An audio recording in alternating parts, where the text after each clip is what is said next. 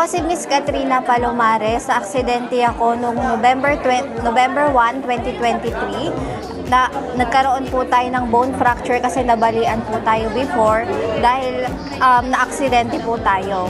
And then, nung nagpa-check up po tayo sa Philippine Orthopedic Center, ang sabi po ay, i-observe muna kung ooperahan ba o hindi. Pero naniniwala kasi ako sa Amazing Pure Organic Barley na matutulungan tayo ng products, and at the same time po, nung nag-check up po tayo ulit sa Philippine Orthopedic Center, ang sabi ng doktor sa akin kung titiisin ko muna ba na nakakastong braso ko o ipapa-surgery ko na. So, naniniwala kasi ako talaga na matutulungan ako ng Amazing Pure Organic Barley.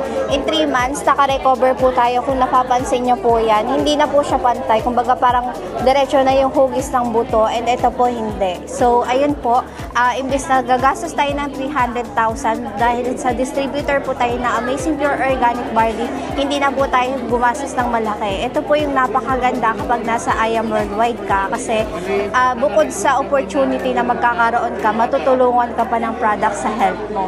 So, thank you Lord, thank you I Am Worldwide, and thank you Amazing Pure Organic Barley.